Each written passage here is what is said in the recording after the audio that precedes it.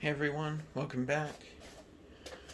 Today we're in my room again, not to play on the Switch, but to look at some geeky tech. This is my TV. That's the TV remote. Put that right there. So I'll pan down. Now you may see I've got this random telephone here. I just got that at Walmart because I like telephones. I have two over here on my bed, and then the pan set for the one that's on the desk. This one. I just like playing with landline phones sometimes, and one of the phones is obscured by my gum. Let's go back over here. So today's topic is not the telephone, but the iTop 4. I just lost the power cable. I'll talk about the power cable in a second. So this is the computer itself. This is the computer itself, and this thing's just the adapter for the keyboard and the mouse right there. So this is the computer itself. Bring the tripod closer to the desk, and I also have this RF remote here. So on the top you have this space, which I don't know what it's for. You have the GPIO pins. And you got this screen and an assortment of 4 buttons. For some reason these ones look like they'd have a place on a thermostat for heat and cool. And you got up, down, cancel, and select are X and O. That's your power. You just slide it backwards. You just slide it towards the front of I guess this side would be the front. A headphone jack, the power input, the iTop display port, which with this delightfully turquoise colored cable allows you to connect it to a computer or to an HDMI display. And I put the 2 adapters on both ends so I can store it. To use it, you just remove one of the adapters. That's if to connect to TV or something. And then if I remove the HDMI one, that's for computer. And what the thing does is it tries to simulate a USB to Ethernet adapter. For some reason I haven't been able to get that to work with my laptop, but maybe I'll get it working someday. For now, I just because I actually bought the DIY version. I bought that cable and the foundation stuff separately. So I already have an HDMI, micro HDMI cable. So I just keep that hooked up to the TV. And if I want to connect it to a different display, like the monitor in the office, I just use that cable instead. And you've also got on this side the micro HDMI port. And then you have a single USB 2, and I'll show you why there isn't a second one in just a second. And then you've got the 2 USB 3s and the Ethernet.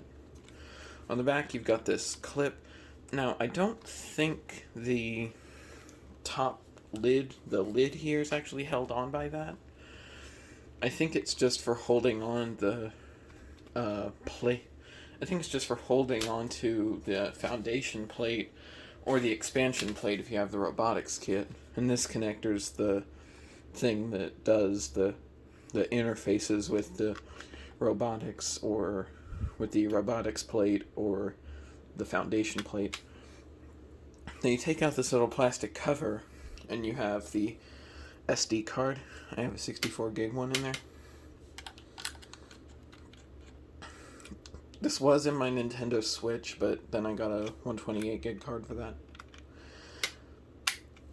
Because this actually did come with a 32 gig card than the starter kit I got before I had the Pi Top. Now on this side you have two ports to see the LEDs in the Pi motherboard. You've got the fan outlet and the tinny little speaker. And this screwdriver actually came with it. Now in the box you would have found a couple of magnetic standoffs and some headers. Those are to connect hats to a Pi Top 4.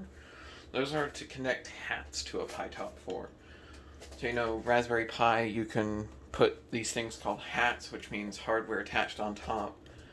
You can put the hats on top of the Pi, on top of your Pi. And with this, since you can't access the Pi motherboard itself, you wouldn't normally be able to put a hat on top. It's just that they give you the tools to be able to put a hat on it, so you can still use that functionality of a Raspberry Pi. And this thing actually does interface with the GPIO itself. And that's the clip, and then there's nothing except for, I guess that's an inlet vent, and then two clips to hold on to the foundation plate. This screwdriver came with it.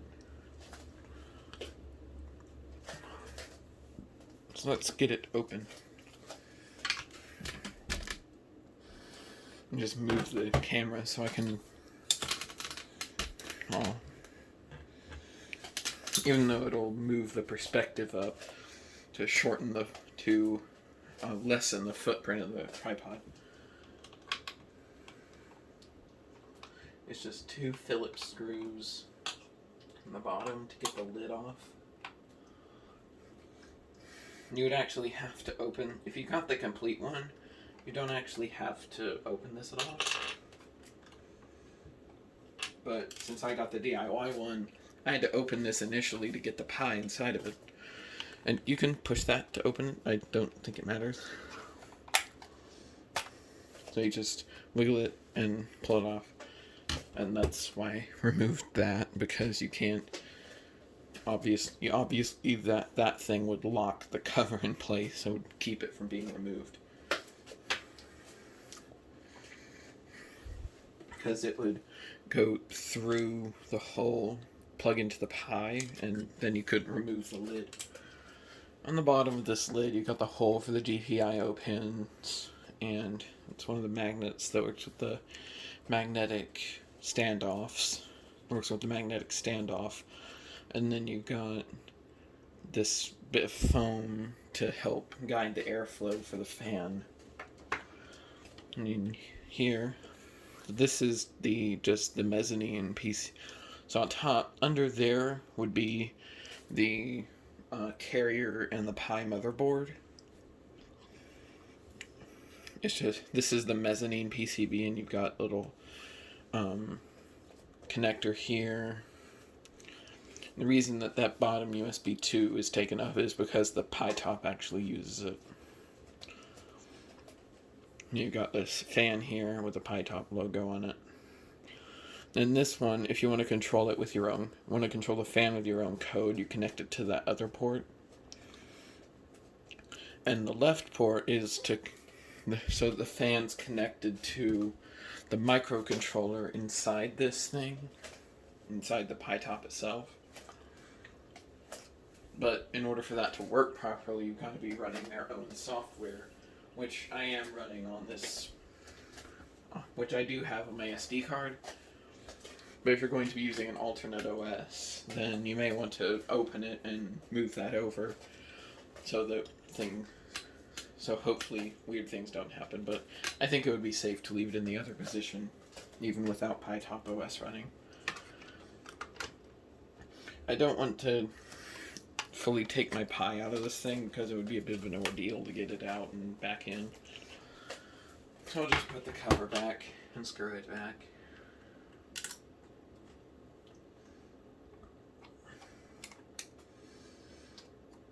And then we'll take a look at the foundation components and then hook it up to my TV and do some stuff.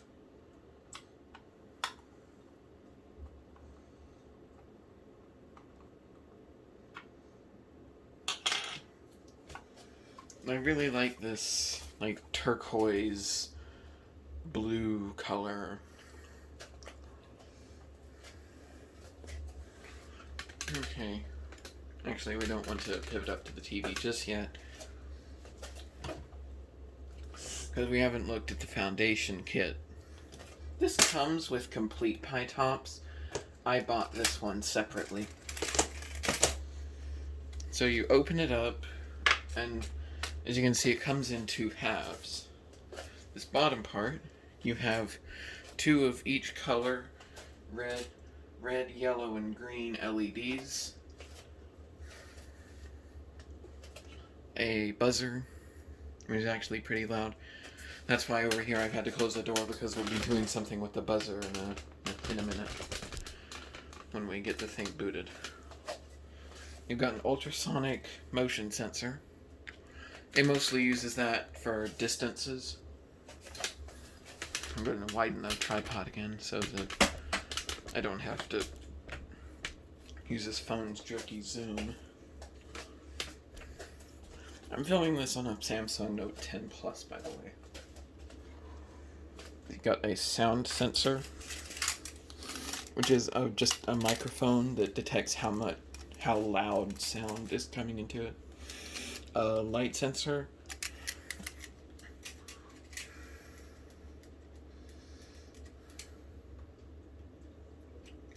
And for some reason, there's like it's got an LED on top of it. I don't know how they're using an LED as a light sensor. You've got two potentiometers and two buttons.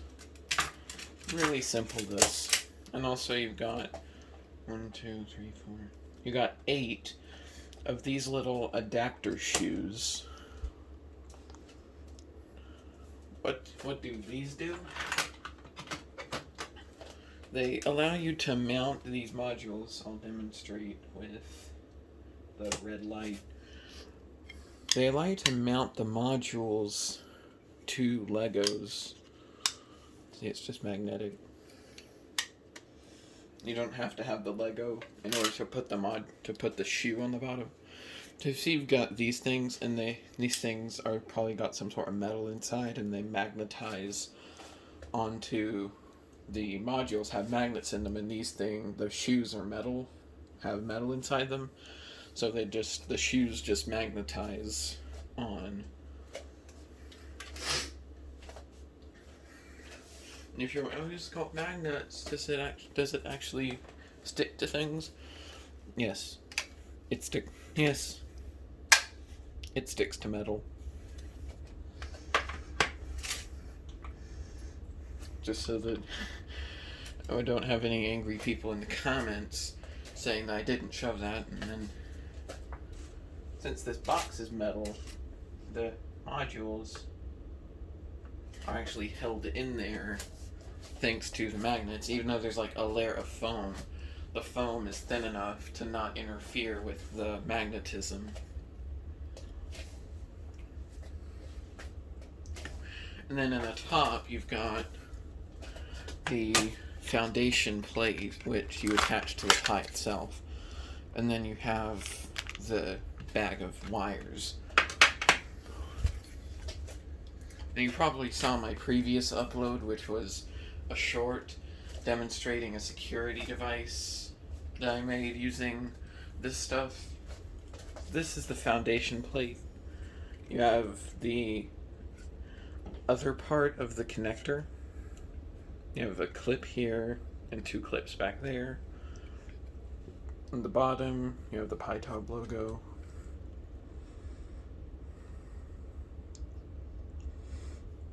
You have the diagram of the ports.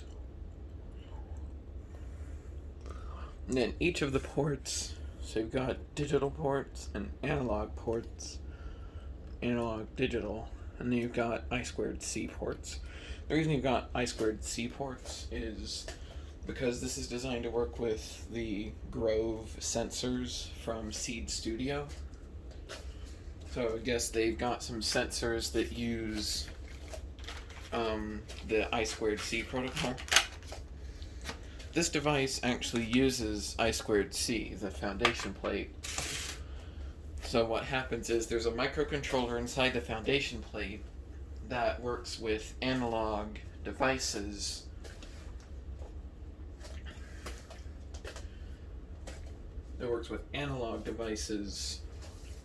to translate them into digital, because it's got an ADC, or analog to digital converter, in there, and it converts it to digital signals and then passes that on over I2C to the Pi-top itself.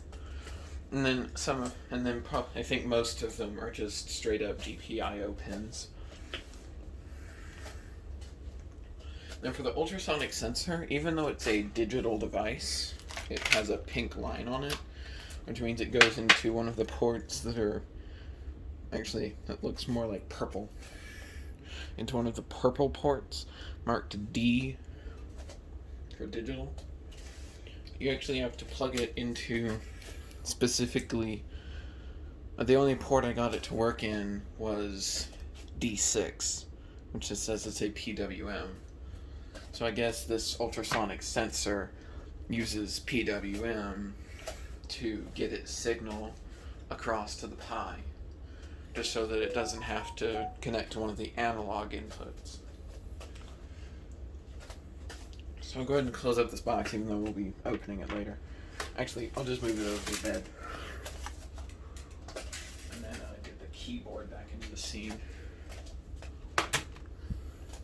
And we'll actually turn this on.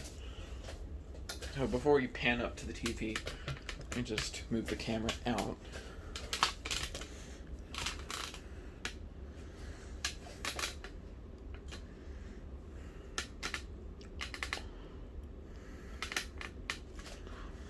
So now you can see almost the entire desk. My tablet's a bit cut off down there. And also okay, there's the phone. The landline phone here.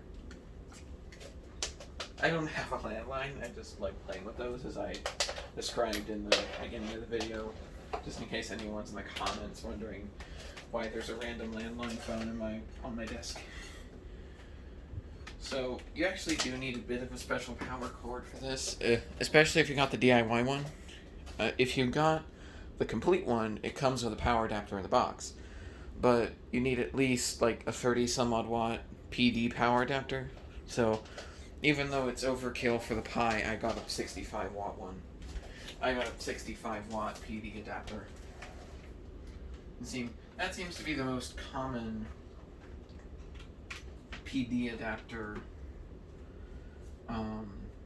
rating. And also with the DIY version, you get this you get this PCB. You get this black PCB with this nice gold lettering. You get a black PCB with this nice gold lettering. You've got wire gauge, screw sizing, and then GPIO diagrams, as well as tiny rulers for, I guess it's millimeters or something? I don't know. Probably millimeters. And then you have inches down here.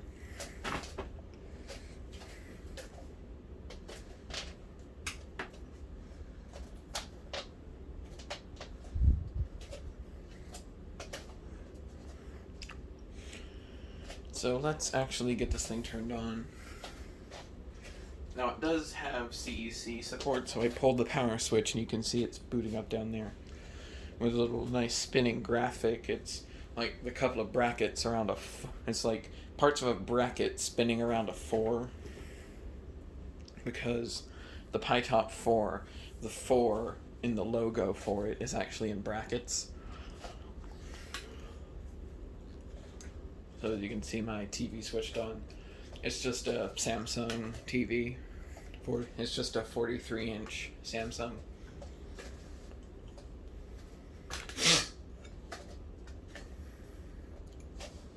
screen just flashed.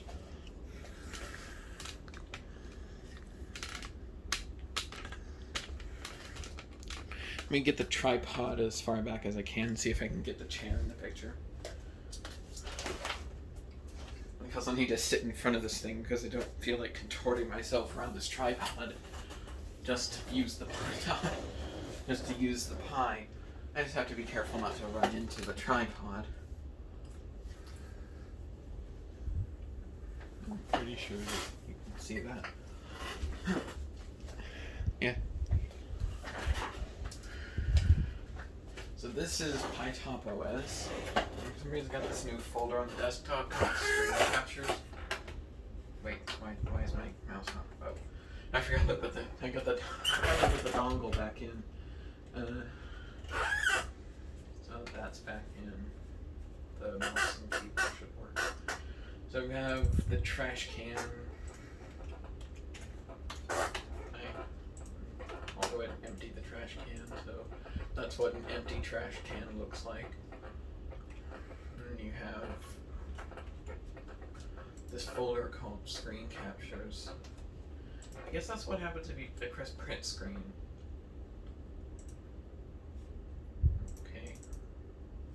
Okay, there's another one. So you just see that whenever you press the print screen button on the keyboard. You have this, which is a third-party Raspberry Pi App Store. And why is that called Office?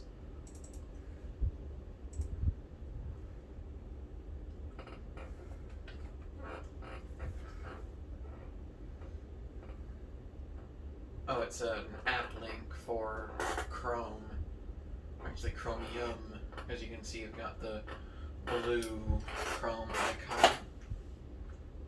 So yeah, this is just Microsoft Office Online. So yeah, this is just Office Online, since you can't run Microsoft Office on a Raspberry Pi. So just in case I needed to go look at OneDrive or make some quick edits to a Word document or something, I can do that on here. You can also do this TV. I'll probably do an in-depth walkthrough on this television I got, but if I hit home, there's this, if you go to sources, there's this option that says remote access, and then there's one down in there that says Office 365. It allows you to sign into Microsoft and gain access to Office on the TV. It's just you have to plug the keyboard into the TV instead of the PyTop. You just have to plug the keyboard into the TV. Because there's a USB port on the back of this TV, like most of them today. This thing even has a built-in VNC and RDP client.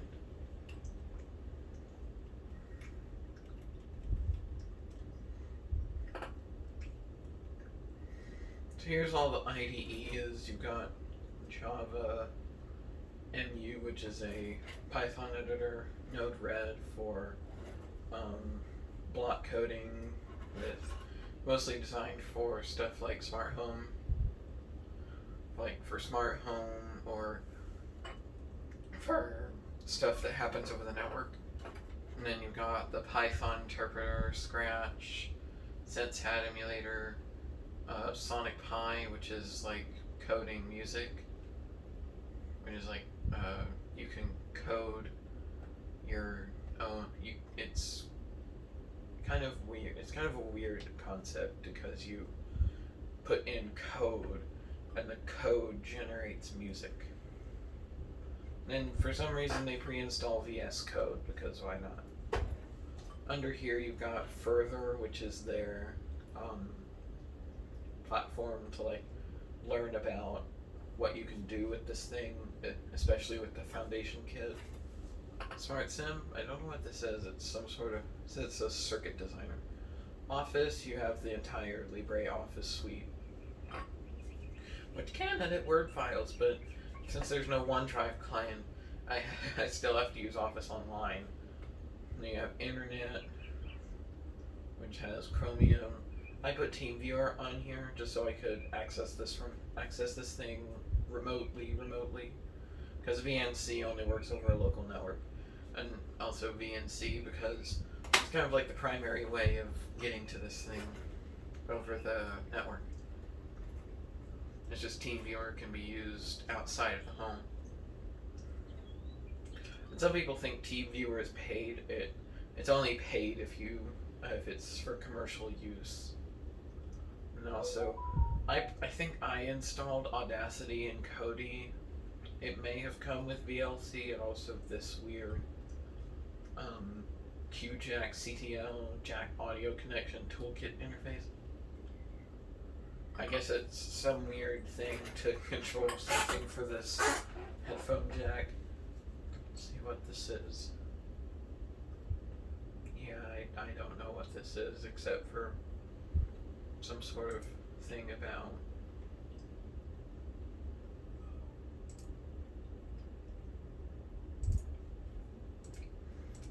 yeah, I don't know what that is except for some weird tool to control the headphone jack on the side of the Pi. You got graphics for, you have GIMP, ImageMagick, Image Viewer, and MT Paint. Actually, what's MT Paint? What's up in that? MS Paint clone, I guess?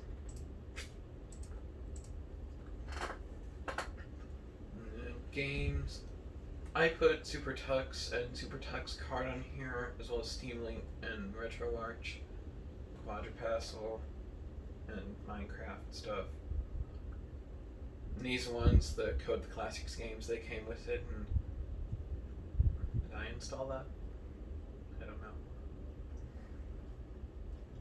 And then Python games that came with it. Basically anything that comes with Raspbian is also here. Then Node-RED console, that's if I was running Node-RED on here. I wonder if it's actually open. Okay, yeah, it just opens Chrome.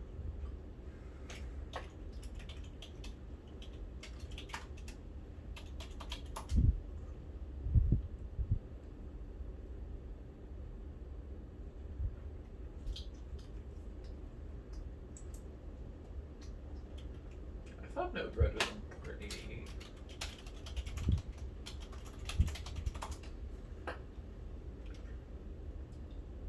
Okay, 1880.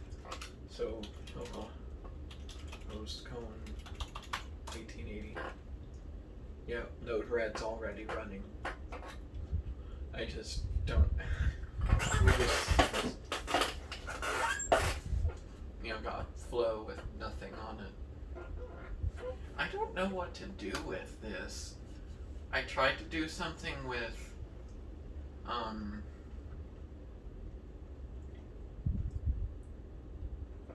I think it was the audio thing, so I could get weird stuff to come out of that tiny little speaker. But then I couldn't figure out how to get the HTTP requests in from like my phone or the laptop or something. So yeah, this was just a nightmare.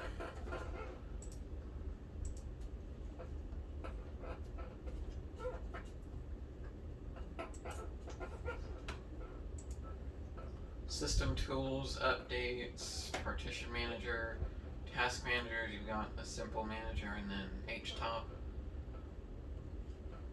Accessories, archive tool barrier, which is like a free version of, there's like a free version of Simless Synergy. Calculator, file manager, you get to the file manager from the taskbar. I think it's called a panel here, but I just call it a taskbar because I'm mostly a Windows user. Although I do use Linux some, I've actually used all three major operating systems, Windows, Mac, and Linux. And then you've got Mousepad, which is a notepad, and Pi Apps, Pi Diagnostics, SD card copier, Terminal, and then Touchy, and then Touche, which is also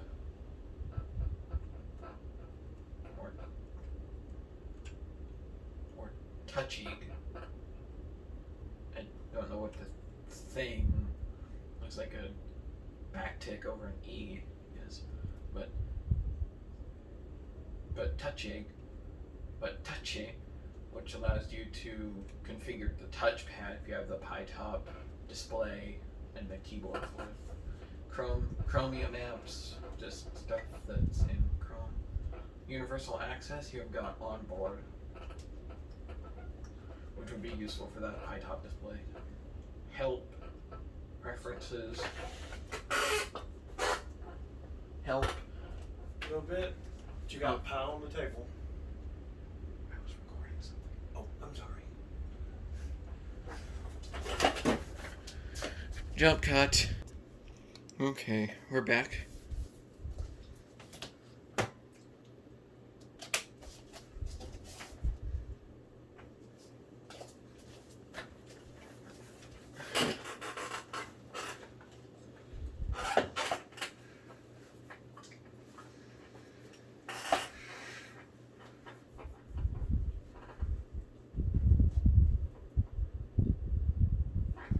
So you have recommended software, which is already installed, and then screen configuration for display settings.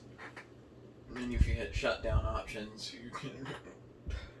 you can shut down or reboot your Pi. So that's the apps menu, and then down here you've got further, Chromium, VS Code, MU, Scratch, File Manager, and just a terminal.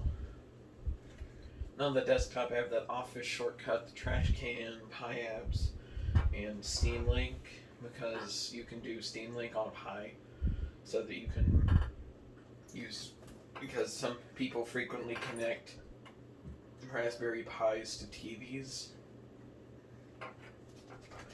and so that you have the ability to play games on your TV, you can use Steam Link on a Pi-top. On a Pi, just any Raspberry Pi running Raspbian, you could, or Pi OS, you can run that. It used to be called Raspbian, but now it's called Raspberry Pi OS. It actually works pretty well. Even before I had this mesh Wi-Fi point here. Because we have a Linksys router that works with their developed mesh technology. Yes, this chair creaks.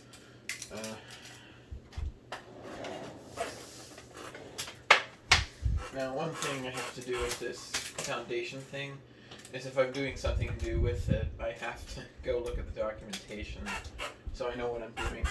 Python, just the basic language, I know that, because all the scripting for this is done in Python, even though it does have a .NET SDK, which I'll have to consider doing just so I can use my C# skills.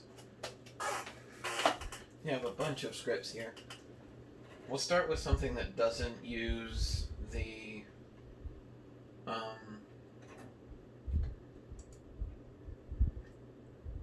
foundation parts. Have to unplug the cables. Wait, it didn't start it. Let me just plug that back into the TV here. Just get that back into the TV. So hit run, and I can just disconnect from the TV to bring it out to the camera. So this is a Countdown app, and it uses the interface up here, so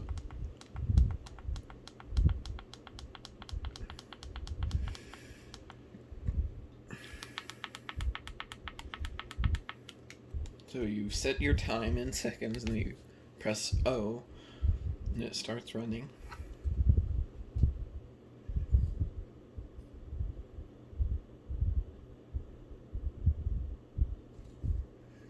Why isn't any sound coming out? I think my audio input's wrong, or audio output, because it's normally set to go through the HDMI cable, but for this it needs to go through the Pi-top speaker. There. So I have to right click on this, set to half volume, and then change outputs to AV jack, and then pull that back out again. Now I'll do the 10-second again. You'll hear some sounds as the timer reaches 0.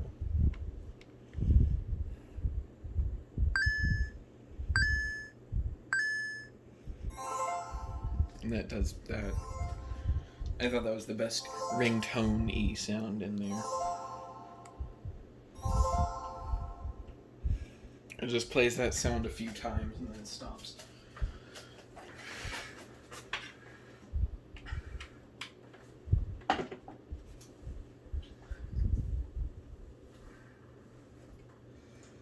I have another one.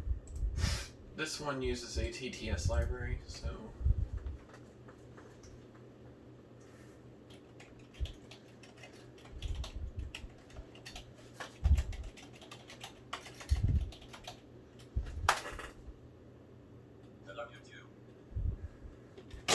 so it said hello YouTube, and if I bring it up here, you can see it says hello YouTube on the screen. So it displays on the screen as well as speaks it out loud. Plug it back in. Also, since we won't be moving off the desk anymore, we'll be plug that back in. Don't think there's anything else up here. Except for the stuff that I want to do with the foundation system. So we'll start with this one. Okay, where is it? PMA alarm.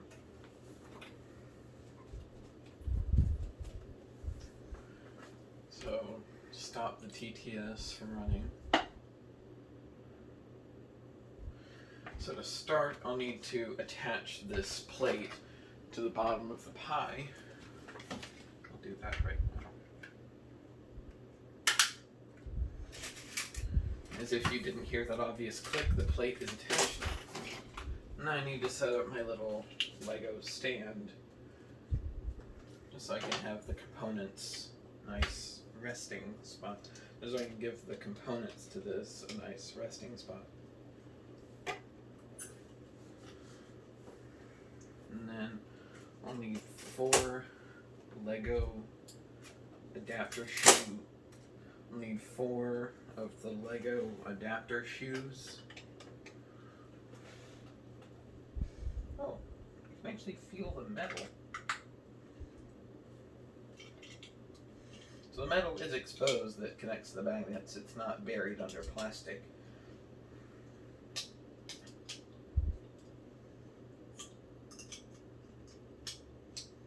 And I have the 4 Lego shoes attached. And this one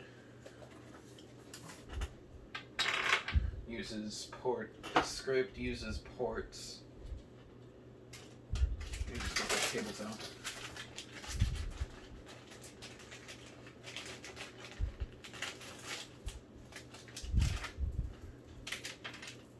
D4, D5, D7, D6, and D3. Oh, I just dropped it. So D4. Okay, well actually this long cable needs to go in D6 for the ultrasonic sensor. Then the rest of the cables go in their ports. And the rest of the cables go in these 4. Wait, what's happening? I'm pushing on my keyboard. I've got another long cable. Get some more wires. It's another long cable. We got long cables everywhere. And then I've got this one. And this time I'll use one of the longer wires for the buzzer. Just because it has to come out the other side of the Pi top. And then where'd that thing go? Okay. So I got the buzzer plugged in, and then I need the sensor, the red, and the green light, and the button.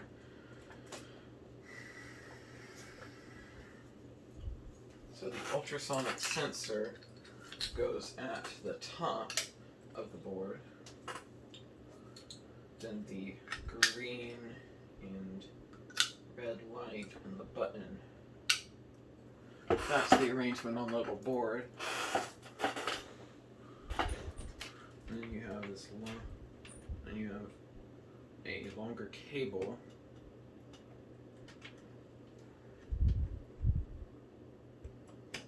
It goes to an ultrasonic sensor. And then here you've got port D7, which is the button. And then port D4 is green.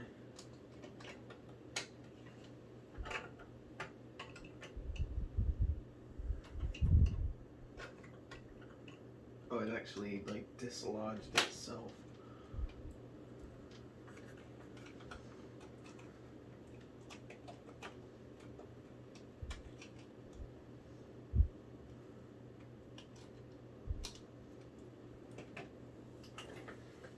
And then the red. And the red. For some reason the green light is on right now. And I have the buzzer right here. So we'll hit run.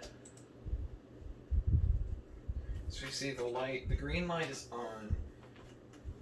Actually, I'd like to. I just armed it.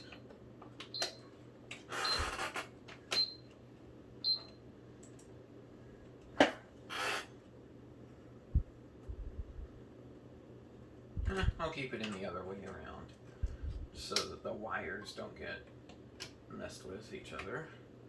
So you press button. So I'll run the script. So the light is on, you press the button.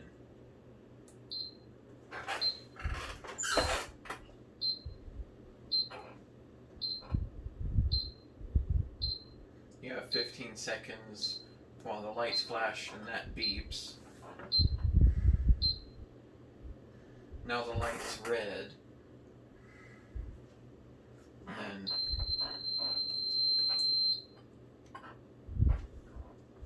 so you see that. I'll set it again.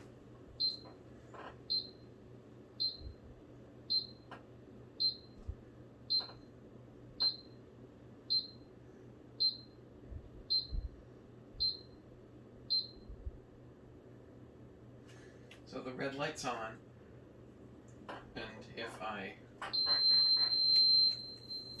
covered the, actually I'll just unplug the buzzer. So as you can see, the alarm is triggered, and now you've got a rapidly flashing red light. So I'll turn it off. Now it's green again. If I plug the buzzer back, it's off. And if I want, and also it has a panic feature. If you hold down the button,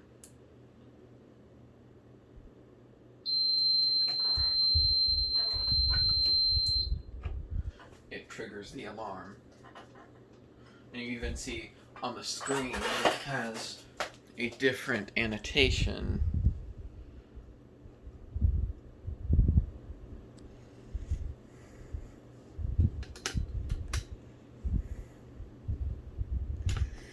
So you can see in the bottom left corner, you see the word panic. So I'll turn it on normally. So I'm over here, so I'm going to press the on button. So I'll press the button.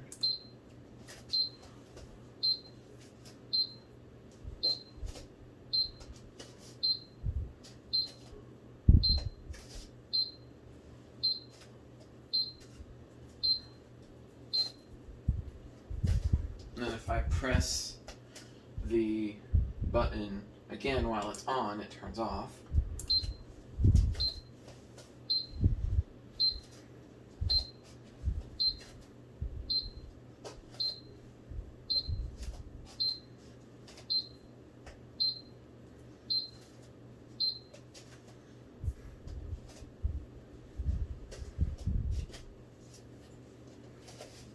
So now it says alarm on, and then if I walk in front of it, see, it doesn't really work if you walk in front of it.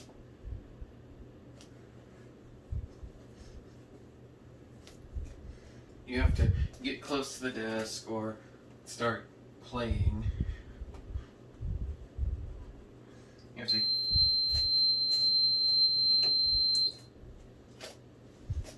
So you can see I actually triggered it 4 times. So if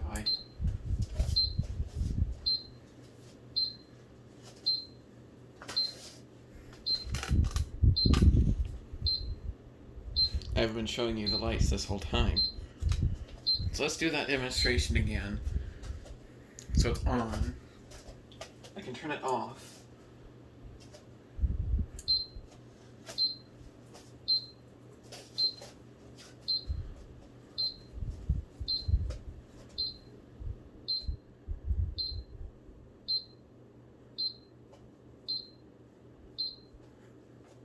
So now if I start playing in front of the desk.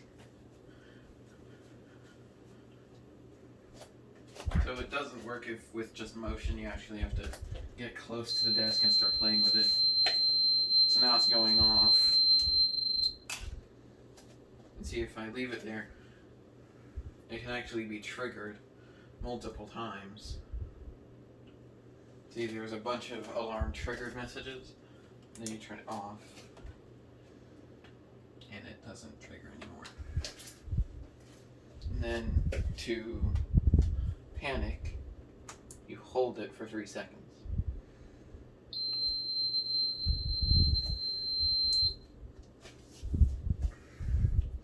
Then you see the panic on the screen.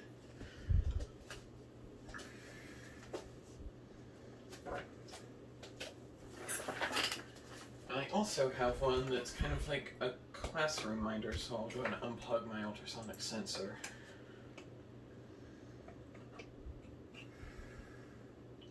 They'll have to move. I'll use the sound sensor now. But I'll have to move that wire from port D6 to port A2 because the sound sensor is an analog component. And it's got this weird random name because I just did it to test things, but I'll probably rename that at some point. So if I hit run, you see that I'm getting sound readouts on the screen right now, and the light is green. If I press the button, it's now red. And if I speak up too much, the alarm will sound. And the fan just spun. And the buzzer.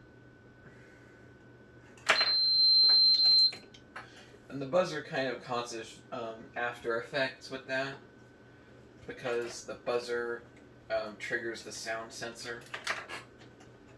Let's see if I can add like a delay there.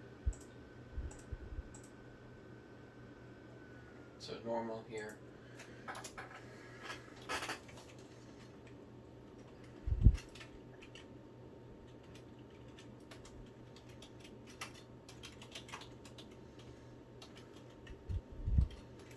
So I'll put a delay of 0.3 seconds there. Actually, wait, I need to say, it's not wait, it's sleep. Yep, there, time, from time import sleep.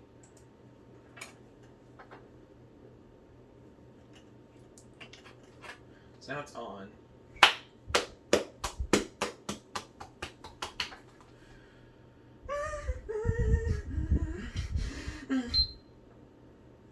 So now I can talk, but now it doesn't cause as much after effects.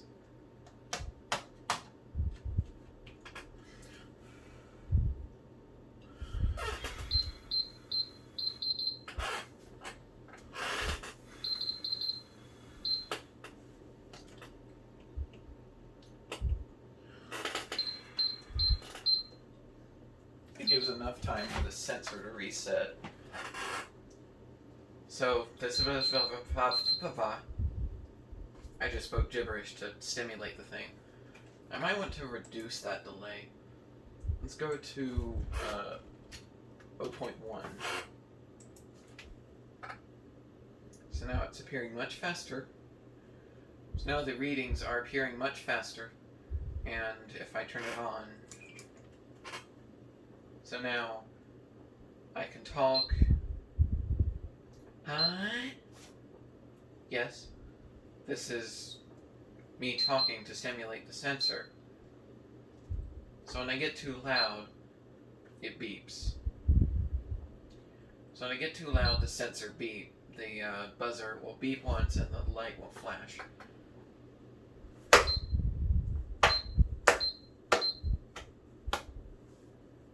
So, hey, hey.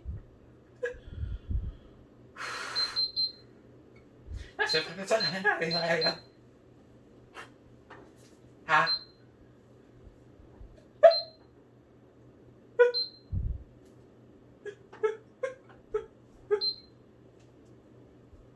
So as you can see, when I get too loud, it beeps and flashes.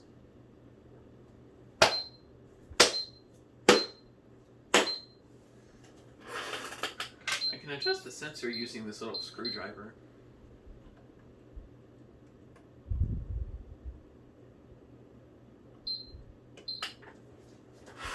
So it triggers a lot easier.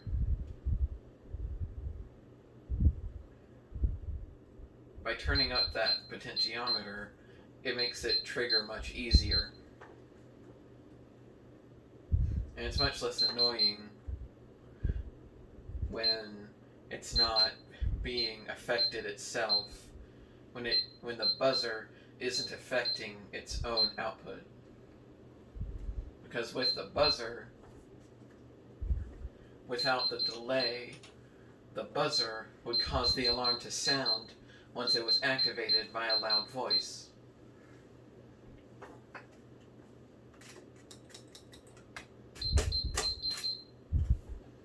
Let's see what happens. I'll go play with the door.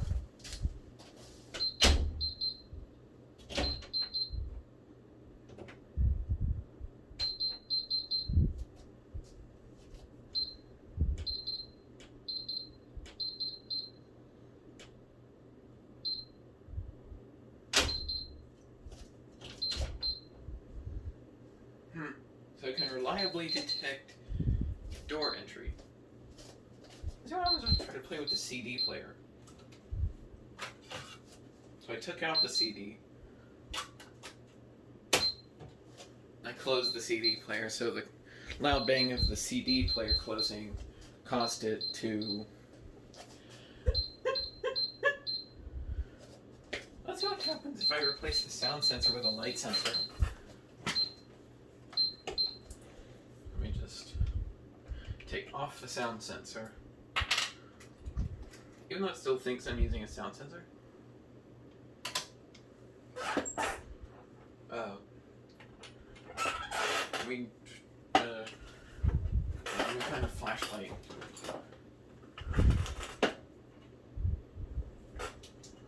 So if I turn it on,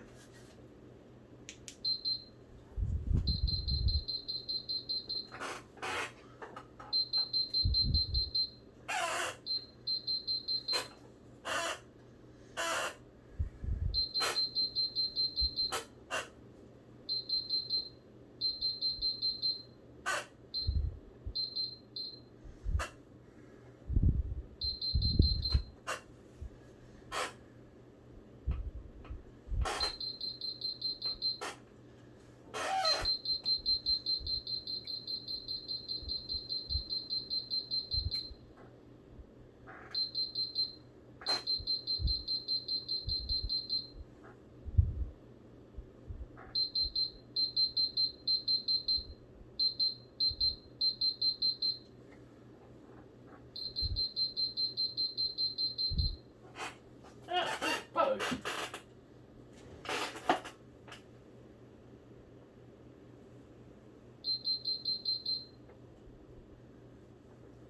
Maybe the ultrasonic sensor scared it?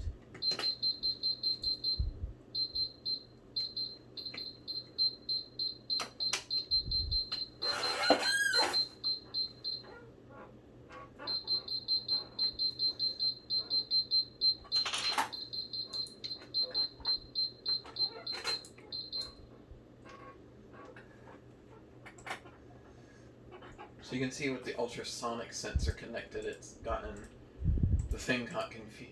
When I plugged in the ultrasonic sensor, the thing got confused. Now I just remove the...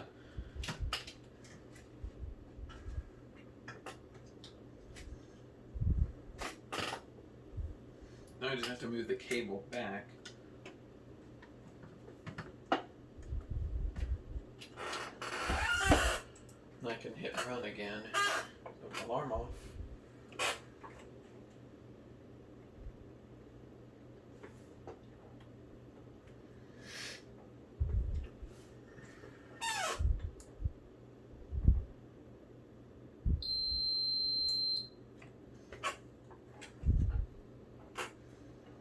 Because if this thing makes like slight ultrasonic pings.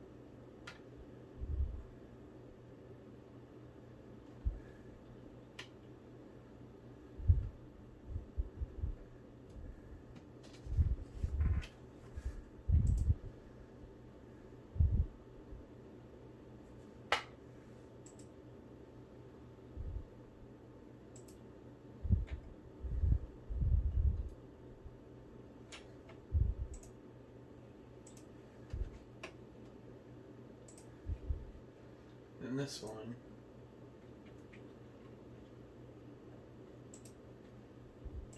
Oh, actually, I don't have the things in the right places.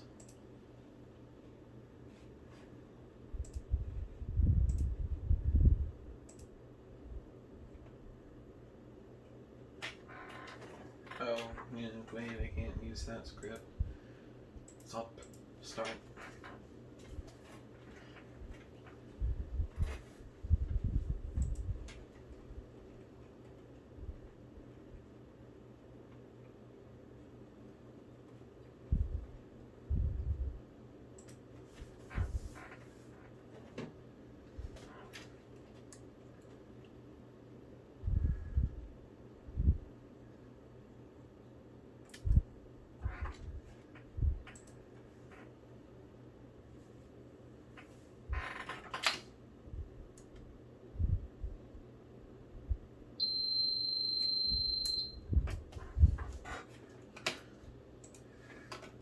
Well, this video is probably getting longer than it should be.